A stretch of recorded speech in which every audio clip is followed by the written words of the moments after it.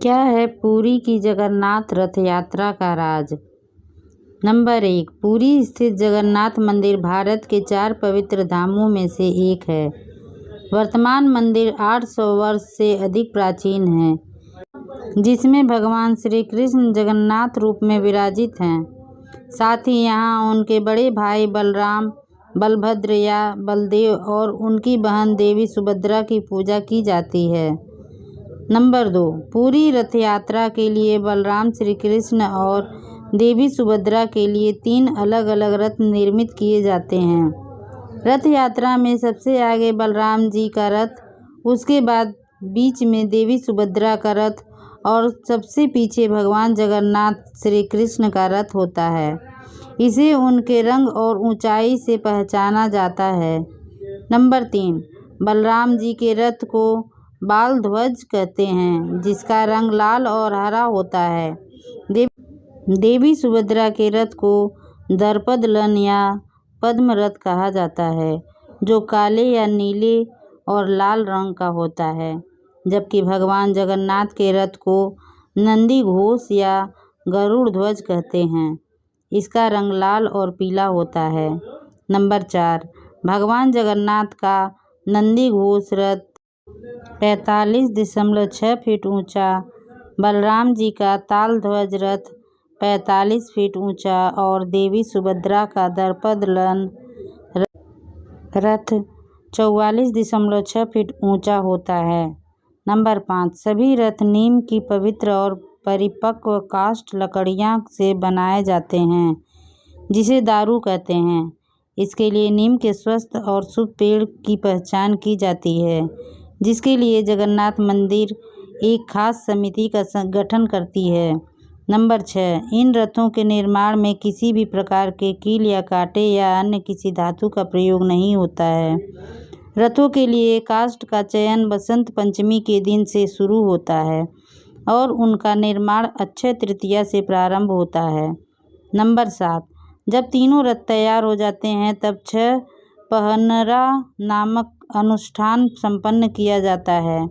इसके तहत पुरी के गजपति राजा पालकी में यहाँ आते हैं और इन तीनों रथों की विधिवत पूजा करते हैं और सोने की झाड़ू से रथ मंडप और रास्ते को साफ करते हैं। नंबर 8, आषाढ़ माह की शुक्ल पक्ष की द्वितीया तिथि को रथ यात्रा आरंभ होती है। ढोल, नगाड़ों, तुरही और शंख ध्वनि के बीच भक्तगण इन रथों को खींचते हैं।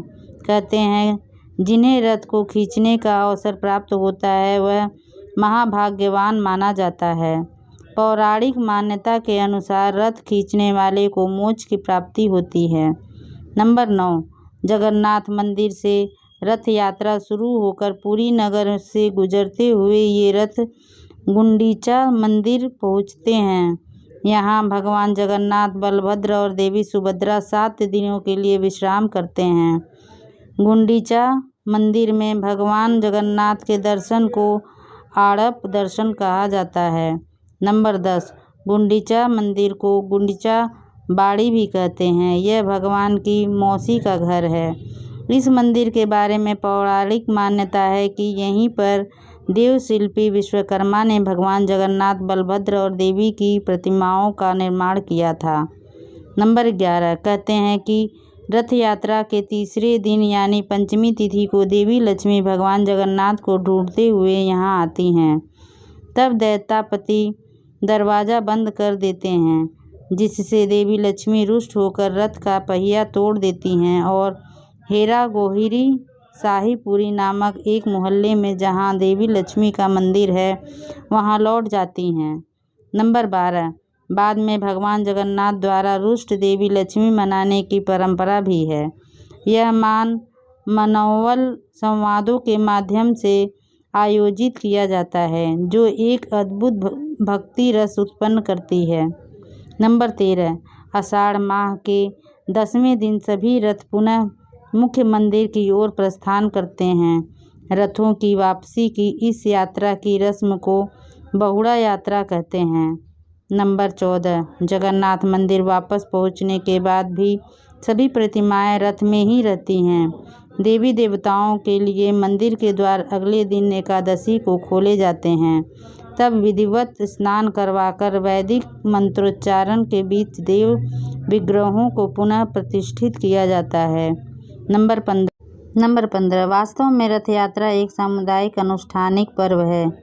इस अवसर पर घरों में कोई भी पूजा नहीं होती और न ही किसी प्रकार का उपवास रखा जाता है। एक अहम बात यह है कि रथ यात्रा के दौरान यहाँ किसी प्रकार का जाति भेद देखने को नहीं मिलता है। समुद्र किनारे बसे पुरी नगर में होने वाले जगन्नाथ रथ यात्रा उत्सव के समय आस्था और विश्वास का जो भव्य वैभव और विराट प्रदर्शन देखने को मिलता है वह दुनिया में और कहीं दुर्लभ